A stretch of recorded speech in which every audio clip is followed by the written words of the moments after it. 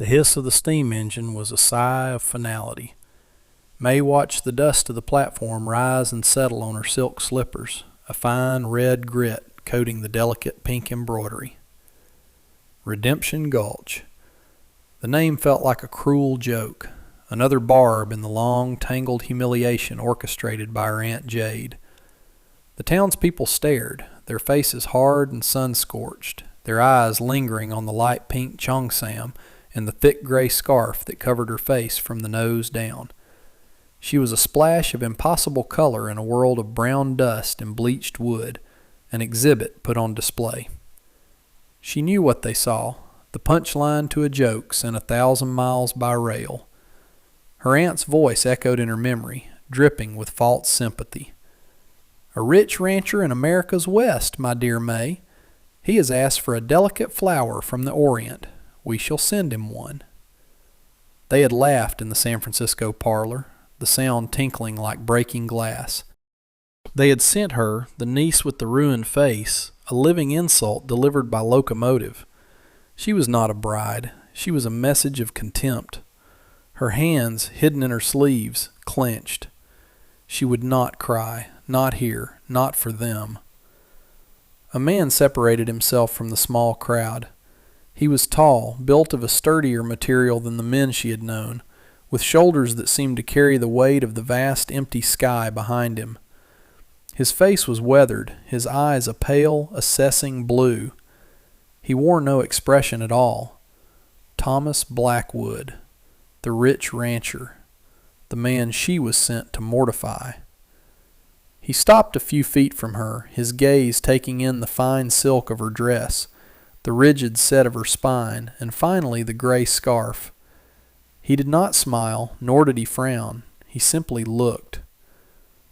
"You are the woman from San Francisco," he stated. It was not a question. May gave a short, stiff nod, the only reply she could manage. Her throat was a knot of shame and defiance. He picked up her single, small trunk with one hand as if it weighed nothing. "The wagon is this way." He turned and walked, expecting her to follow. There was no welcome, no curiosity, only a flat, practical acceptance of her presence. As she followed his broad back through the parting sea of whispers, May felt a strange, hollow space open in her chest. This was not the vicious ridicule she had braced for. It was something far colder, and perhaps more survivable. Complete and utter indifference. The wagon ride was a study in silence, broken only by the creak of the wheels and the rhythmic clopping of the horses' hooves. The landscape unfurled around them, a brutal, beautiful expanse of rock and sun-baked earth that seemed to stretch into eternity. It was so different from the crowded, noisy streets of San Francisco, so vast it seemed to swallow sound. It should have felt terrifying, but instead, it felt strangely clean. There were no gilded cages here, no whispering parlors. There was only the sky, the land, and the unreadable man sitting beside her. Thomas Blackwood did not try to make conversation. He handled the reins with an economy of motion, his attention on the road ahead. After a long while he spoke without turning his head. "The sun is strong. A scarf is a good idea." May's hand instinctively went to the gray wool. It was her shield, the barrier she had hidden behind for a decade. She thought he was mocking her, but his tone was neutral, an observation on the weather. She said nothing. He did not press for a reply. He seemed to traffic only in necessities, and her life story was clearly not among them. The ranch was not a mansion, but a long, low house made of stone and dark wood, crouched against the land as if it had grown there. It was solid, permanent. A woman with a stern face and hair pulled into a severe bun met them at the door. "This is Mrs. Gable," Thomas said. "She runs the house." "Mrs.?" Gable's eyes flickered over May, her gaze sharp and missing nothing, before she gave a curt nod. She led May to a room at the back of the house. It was small, with a narrow bed, a plain wooden dresser, and a single window looking out onto a barren patch of yard. It was a room for a servant. Thomas appeared in the doorway behind her. "This will be your room. My room is at the other end of the house. This is an arrangement of business." He paused, his gaze direct. "My father's will stipulates I must be married to inherit the entirety of this land. You are my wife in name. You will be treated with respect. You will have food, shelter, and my protection. In return, you will not cause trouble. Are these terms acceptable?" May stared at him, stunned. He wasn't sending her back. He wasn't laughing. He was offering a contract, a partnership of convenience. "Yes," she whispered, her voice rough. He simply nodded, the matter settled. "Good. Mrs. Gable will bring you dinner." He turned and left, his boots echoing down the hall. May sank onto the edge of the hard bed, her legs trembling. She was a joke that had failed to land. She had been sent to a place without an audience for cruelty, and in the stark, unadorned quiet of her new room, for the first time in years, she felt the possibility of breathing. The first few weeks passed in a quiet, lonely routine. May was a ghost in the house, a silent figure in a pink dress who kept to her room and the small, dusty patch of yard outside her window. The half-dozen ranch hands who worked for Thomas Blackwood either ignored her or watched her with a wary curiosity, as if she were a strange bird that had landed far from home. Mrs. Gable remained a bastion of stern efficiency, serving meals and cleaning rooms with a discipline that left no room for conversation. May felt the familiar weight of being invisible, unwanted. But here the invisibility was different. It was not born of scorn, but of a frank disinterest. It was a space, and in that space she began to plant a small garden, recognizing herbs from her father's books and the wild plants that grew near the creek. The quiet shattered one blistering afternoon.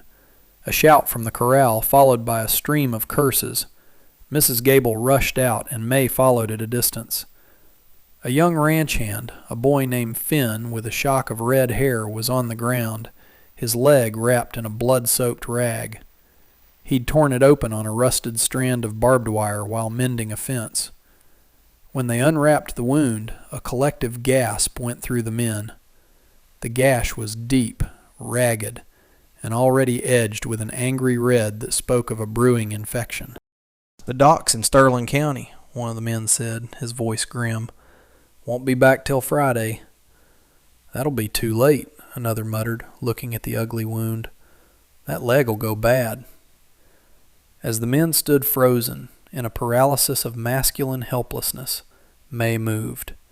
She pushed through them, her slight frame suddenly imbued with an undeniable authority.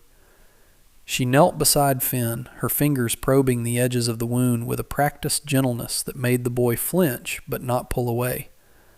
The men stared, dumbfounded. "Boil water, a lot of it," she commanded, her voice clear and sharp. "Bring clean rags, and whiskey." They hesitated for a second, then scrambled to obey. Thomas had come out of the barn and was watching, his face a mask of stone. May looked up, meeting his eyes for a brief, intense moment. She saw no dismissal in them, only a silent, waiting command. Proceed. She turned back to her work. She took a deep breath and reached up, untying the knot of her gray scarf. She pulled it away, letting it fall into her lap. The men fell silent. The left side of her face was a landscape of old pain, a puckered, silvery scar from a childhood accident with boiling oil. It pulled the corner of her mouth into a permanent, sorrowful frown, bisecting her cheek. It was the source of her shame, the brand of her ugliness. But she did not look at their shocked faces. Her eyes were only for the wound. With the water, whiskey, and rags they brought, she began to clean the gash, her movements precise and efficient. She had seen her father, a physician in their village in China, do this 100 times. He had taught her, his only child, believing knowledge was more precious than a flawless face. She stitched the wound closed with a fine needle and thread from Mrs. Gable's sewing kit, her stitches small and even. Finally, she crushed the leaves she'd gathered from her garden into a poultice and applied it, binding it all with a clean strip of linen. Throughout the entire ordeal, she never once faltered. She was no longer a ghost. She was a healer. Finn's fever broke the next day. 2 days after that, he was hobbling around the yard. His color returned. The infection was gone. The change on the ranch was as palpable as a shift in the wind. The ranch hands no longer looked through May. They looked at her. Their greetings were gruff, but held a new, unmistakable note of respect. "Mornin', ma'am," they'd say, tipping their hats. Mrs. Gable began leaving a cup of fresh coffee outside her door each morning. One afternoon, she found the housekeeper watching her tend her small herb garden. "My mother used yarrow for fevers," Mrs. Gable said, breaking her long silence. "What is that one?" It was the beginning of a conversation, and then another. May felt a tentative unfurling inside her, the cautious blooming of a plant that has finally found a crack of sunlight. She was still the woman with the scarred face, but for the first time, it was not the entirety of her story. Her hands, it turned out, could be more important than her face. A week after the incident, Thomas found her by the creek bed, gathering more herbs. He stood for a moment, watching her work.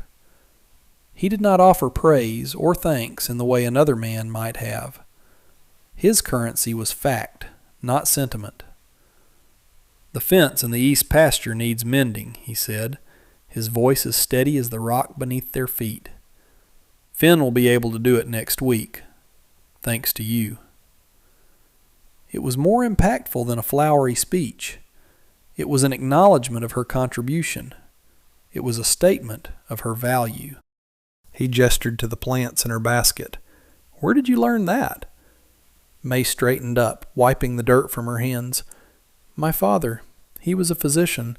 Before we came to America." She hesitated, then continued, the words coming more easily than she expected. "He said knowledge was a treasure no one could steal. He taught me how to read the body, how to mend what was broken. He did not care that I was a girl or that my face was not perfect." It was the first time she had ever spoken of her father's legacy with pride instead of as a prelude to her own tragic flaw. Thomas listened, his pale eyes fixed on her. He simply nodded, a slow, deliberate motion.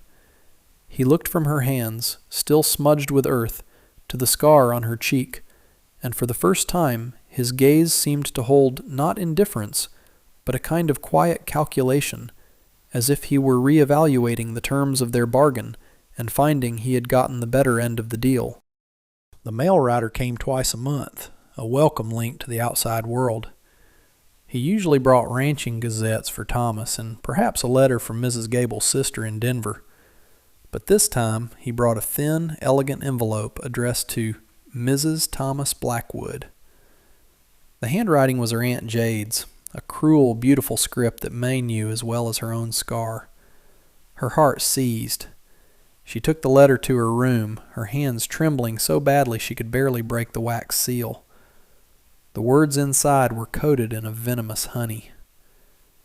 "My dearest niece," it began, "I do hope this letter finds you well, and that you are adjusting to the rustic charms of your new home. We were all so concerned for you, sent out to such a wild place. I have heard from acquaintances that you have settled in, and I pray your husband, Mr. Blackwood, is not too disappointed by the unfortunate arrangement. Men of his station have certain expectations, after all." May's breath hitched. Every line was a carefully sharpened blade. "Life here continues apace," the letter went on. "Your lovely half-sister Pearl has blossomed into a true beauty. She has so many suitors, but my husband and I feel she deserves a man of significant standing, a man of property. We feel a terrible guilt over your situation, May. A mistake was made. Should your current union prove unsatisfactory for Mr. Blackwood, please know we would be prepared to rectify our error. Pearl would make a far more suitable match, one befitting his status. The letter fell from her hands. It was an eviction notice, a threat. They were not content to have merely discarded her. Now they wanted to sweep away the life she was cautiously beginning to build. All the old shame, the feeling of being defective goods, rushed back in, choking her. She was a placeholder, a temporary inconvenience until they could install the real bride. She wrapped her arms around herself, the small, bare room suddenly feeling like the grandest of prisons. The door opened. Thomas stood there, a ledger in his hand. He stopped short when he saw her face, the raw pain she could not conceal. His eyes dropped to the letter on the floor. He said nothing but walked in, bent down, and picked it up. His gaze scanned the elegant script, his expression hardening with every line. The muscle in his jaw clenched, a tiny, violent storm in the calm landscape of his face. He read it twice. The silence in the room was absolute, a ringing void filled only by May's ragged breathing. She waited for him to agree with it, to see the logic in her aunt's cruel proposal. She waited for the axe to fall. Thomas did not look at her. He folded the letter with sharp, angry precision and tucked it into his pocket. He turned and walked out of her room, leaving her alone with the echoes of her aunt's words and the terrifying blankness of his reaction. He did not offer comfort. He did not reassure her. He simply left, and in his silence, May's fragile hope began to crumble into dust. She had been a fool to think this place could be different. A joke was still a joke, even if the audience took a while to understand it. May spent the rest of the day in a haze of dread, waiting for the summons that would tell her to pack her trunk. But Thomas did not speak of the letter. He ate dinner in his usual silence, his face carved from granite. The next morning, May saw him at the small writing desk in his office. He was not looking at ledgers. He was writing a letter, his pen moving across the page with a fierce, deliberate speed. He sealed the envelope with a sharp rap of his fist, the wax a blood-red circle. He gave it to one of the hands who was riding into town. "See this gets on the noon mail," he ordered. Later that afternoon, he found her in her garden. He stood over the small patch of green, his shadow falling across her. "I have answered your aunt's letter," he said. His voice was flat, devoid of emotion, but carried an undercurrent of something hard and final. He reached into his pocket and handed her a folded piece of paper. It was a copy of what he had written. Her hands shook as she opened it. The message was brutally short. "Madam," it read, "your niece is the most valuable asset on this ranch. Her skills have saved one of my men's limbs and possibly his life. This is a value your other, more suitable family members do not possess. Any further correspondence of this nature will be considered a threat to my household and will be dealt with accordingly. T. Blackwood." May read the words again, and then a third time. The most valuable asset on this ranch. He had not defended her beauty, for she had none. He had not spoken of affection, for there was none between them.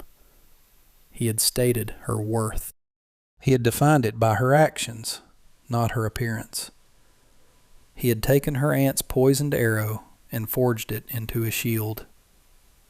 She looked up at him, her eyes stinging with tears she refused to let fall. He met her gaze, his own unwavering. "My father's will requires a wife," he said, his voice low and steady. "It says nothing of her face. It says nothing of her family. It requires a partner. You have proven to be one." The word hung in the air between them. partner. It was not a word of love or passion, but it was a word of profound, unshakable respect. It was a foundation stone. For the first time since the day the boiling oil had stolen her face, May felt solid ground beneath her feet. She was not a guest. She was not a burden. She was a partner. In this harsh, unforgiving land, she had found her place. The first snows came early that year, a thick white blanket that descended without warning and turned the world silent and cold. The blizzard raged for 3 days, cutting Redemption Gulch off from the surrounding territories. Roads became impassable, and the world shrank to the confines of what you could see from your own window. It was during this enforced isolation that disaster struck the town. A fever swept through 2 families, but it hit the youngest the hardest. Martha, the pragmatic owner of the general store, found her 6-year-old son, Daniel, burning with fever and struggling for every breath, a harsh, barking cough rattling his small frame. The croup. The town's only doctor was in Sterling County, trapped by the same storm. Panic began to set in, a quiet, desperate fear that passed from house to house. Then someone remembered. They remembered the story of the ranch hand, Finn, and the clean, straight scar on his leg where a festering wound had been. They remembered the rancher's strange Chinese wife. A young man, bundled against the punishing wind, rode the 2 miles to the Blackwood Ranch, his horse struggling through the deepening drifts. He hammered on the door, his face raw with cold and fear. Thomas answered. The man poured out the story, his words tumbling over each other. "It's Martha's boy, Mr. Blackwood. He can't breathe. We heard your wife. She has a healing skill." Thomas didn't hesitate. He turned to May, who had heard everything from the kitchen. His face was grim, but his question was simple, direct. "Can you help?" "I can try," she said. That was enough for him. While May gathered her dried herbs and linen bandages, Thomas hitched 2 of his strongest horses to the sleigh. The journey to town was a battle against the elements. The wind howled, driving snow into their faces with the force of sand, and the world was a swirling vortex of white. Thomas handled the reins with grim focus, his body a shield against the worst of the storm. May sat beside him, a small, determined figure, her medical supplies clutched tightly in her lap. When they arrived, Martha's face was a mask of terror. She led them into the small room behind the store where Daniel lay gasping in his bed. The air was thick with the sound of his struggle. May went to work immediately, her presence filling the room with a quiet competence that calmed the rising panic. "I need steam," she ordered. "Keep kettles boiling on the stove. We will make a tent over his bed." The townsfolk, who had gathered helplessly, now had a purpose. They followed her instructions without question. She prepared a poultice of mustard and herbs for the boy's chest and brewed a tea to soothe his throat. She sat with him through the night, wiping his brow, murmuring to him in a language he didn't understand, but a tone that was universally comforting. Thomas stood guard by the door, a silent, unmovable sentinel. Towards dawn, the boy's breathing began to ease. The terrible barking cough softened. By morning, his fever had broken. He was sleeping, exhausted but peaceful. Martha knelt by the bed, tears streaming down her face, clutching May's hand. "You saved him," she whispered. "You saved my son." The news spread through the town faster than the fever had. When the storm finally broke and the sun shone on a pristine white world, May was no longer Thomas Blackwood's mail-order bride. She was the woman who had faced down death in a blizzard. She was their healer. Her value, once a private matter acknowledged only on the ranch, was now a public fact, as solid and undeniable as the mountains on the horizon. But success, she would soon learn, cast a long shadow, one that could reach all the way back to San Francisco. Aunt Jade did not take defeat well. Thomas's letter had been an insult to her authority, and the news of May's growing esteem in Redemption Gulch, which traveled through the intricate network of letters and gossip, was an intolerable reversal of fortune. The joke she had constructed with such malicious glee had not only failed, it had backfired spectacularly. She could not abide it. If a simple letter would not suffice, she would escalate. She would use the power she understood best, money and the law. Weeks later, a man stepped off the stagecoach who was as out of place in Redemption Gulch as May had been upon her arrival. He wore a tailored wool suit, polished city shoes, and an air of smug superiority. He introduced himself as Mr. Alastair Finch, an attorney at law from San Francisco, representing the interests of May's family. He requested a private meeting with May. Thomas, who seemed to have an innate sense for trouble, met the man on the porch of the ranch house. "My wife does not take private meetings," Thomas said, his voice flat. His body physically blocked the doorway. Finch's smile was thin and condescending. "Mr. Blackwood, this is a delicate family matter. I assure you it is in everyone's best interest, particularly your own, that I speak with the young lady alone. We are concerned for her welfare." "My wife's welfare is my concern," Thomas countered, unmoving. "Whatever you have to say to her, you will say in my presence." Finch's veneer of civility cracked. "Very well," he snapped. "My clients, the esteemed family of your bride, have instructed me to begin proceedings to have this marriage annulled. It was contracted under fraudulent pretenses. The girl's significant disfigurement was deliberately concealed. She is clearly unwell, a simple-minded creature who was manipulated. The family wishes only to rectify this unfortunate deception and restore her to their care." He paused, letting the insult land. "They are, of course, prepared to offer her beautiful, whole, and healthy younger sister, Pearl, as a replacement to formalize a more appropriate alliance between your two families."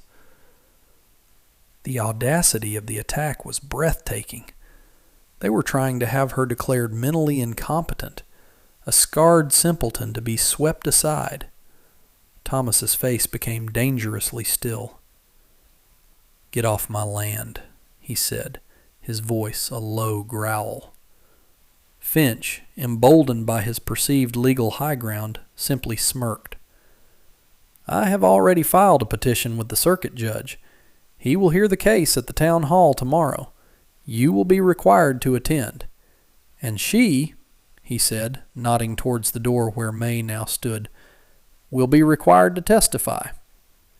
He turned and walked away, leaving his threats hanging in the cold, clear air.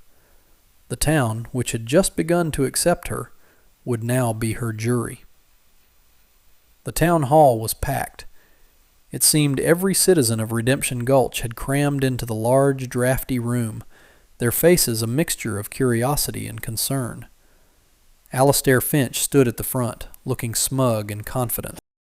He presented his case to the circuit judge, a weary-looking man with a flowing white mustache. Finch's voice filled the room, painting a picture of May as a pathetic, damaged creature, an object of pity. He spoke of her tragic affliction, her childlike mind, and the unconscionable deception perpetrated against the good Mr. Blackwood. He used words like burden and charity. He never looked at May, speaking about her as if she were a piece of faulty merchandise to be returned. When he finished, the judge turned his tired eyes to May. "Ma'am, do you have anything to say in response to these allegations?" A hush fell over the room. Thomas gave her hand a slight, firm squeeze before she stood up. She walked to the front of the room, her steps steady. She did not look at the lawyer. She looked at the faces in the crowd, the ranchers, the storekeepers, the mothers. She looked at Martha, who gave her a small, encouraging nod. She kept her gray scarf on. Her voice, when she spoke, was not loud, but it was perfectly clear, cutting through the silence. "The lawyer from San Francisco says I was sent here under false pretenses," she began. "That is true. My family sent me here believing I was worthless. They sent me as an insult." A murmur went through the crowd. "He says I am a burden. He says I am simple-minded. He speaks of my face which you cannot see." She paused, letting the words settle. "This man says I am worth nothing. But my worth is not determined in a San Francisco parlor. It is determined here, in this town." She turned her head slightly, looking towards the back of the room. "Ask Finn, whose leg I stitched, if my hands are worthless." Finn, the young ranch hand, stood up abruptly, his face flushed. "She saved my leg, Judge. It was going bad. She saved it." May's gaze shifted. "Ask Martha if my mind is simple." Martha stood, her voice ringing with maternal gratitude. "That woman sat with my boy for a whole night while a blizzard raged. She fought for his every breath. She saved my son's life when there was no one else. Her mind is sharper than any man's I know." One by one, others stood. A woman whose baby she had helped deliver. A man whose burns she had soothed. A chorus of plain-spoken testimonials, each one a stone laid in the foundation of her new life. Finch's face had gone from smug to shocked to pale. He had come armed with legal arguments and social prejudice, and was being defeated by a simple, undeniable truth: her actions. May turned back to the judge. "My worth is not in what I look like," she said, her voice gaining a quiet, fierce strength. "It is in what I do. And here, in this place, I have found my work." The judge looked at the sneering lawyer, then at the silent, standing townspeople, and finally at the small, scarf-clad woman before him. He banged his gavel once.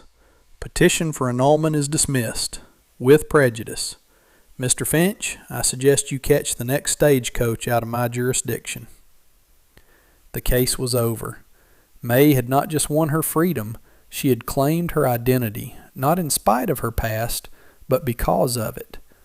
Thomas stood beside her, not as a protector, but as a witness to her triumph, a partner. Alistair Finch left town on the afternoon stage, his polished shoes covered in the dust of his defeat. Life in Redemption Gulch settled back into its rhythm, but something had fundamentally shifted. May was no longer an outsider who had earned her place. She was simply part of the town's fabric, as essential as the general store or the blacksmith. A week after the hearing, a final letter arrived from San Francisco. The handwriting was not her aunt's. It was the uncertain, looping script of her half-sister, Pearl. May opened it with a sense of finality, not fear. It was not a demand or a threat, but a confession. Pearl wrote of her shame and her own silent complicity in their aunt's cruelty. "I was afraid of her," Pearl wrote, "but I am more afraid of becoming her. The stories we hear of you are like a legend. They say you healed a whole town. They say you faced down a lawyer and won. You were never the ugly one, May. You were just the one who was brave. I have told my parents I will not be a pawn in Aunt Jade's games. I will make my own match, or none at all. I hope one day you can forgive me." May read the letter, then walked to the kitchen stove. She fed the paper to the flames, watching it curl into black ash. She wasn't burning it in anger, but in release. The last tie to the person she had been forced to be was severed. That part of her life was over. That evening, she and Thomas stood on the wide porch of the ranch house. The summer sun was setting, bleeding purple and orange across the vast open sky. The air was cool and smelled of dust and distant rain. For a long time they stood in a comfortable silence, a shared quiet that had become their own unique language. He turned to her, his profile stark against the fading light. "The house feels empty when you are in town," he said. It was a simple, declarative sentence, a statement of fact like any other he might make about the weather or his livestock. But in his spare vocabulary, it was a staggering confession, a revelation of a need he would never name outright. It held more weight than 1,000 pretty poems. May looked at him, at this solid, practical man who had given her a space to become herself. Slowly, deliberately, she reached up with both hands and untied the knot of her gray wool scarf. It was the first time she had ever done so in his presence, without a medical emergency to justify it. She let the scarf fall into her hands. The twilight was forgiving, softening the harsh lines of the scar on her cheek, turning the silvered skin into a faint tracing on her face. She did not hide it. She did not look away. She simply stood before him, wholly and completely herself. He did not flinch. He did not look away. He simply looked at her, his pale eyes seeing not the flaw, but the woman who had borne it. "My name is May," she said softly, a formal introduction to the person she truly was. "I know," he replied, and his voice was softer than she had ever heard it, stripped of its usual iron. He reached out and took her hand, his fingers, calloused and strong, laced through her own. It was not the dramatic end of a fairy tale. It was something quieter, truer, and infinitely more precious. It was the beginning of a life, not given but earned, not discovered but built, together, under the vast and watchful sky.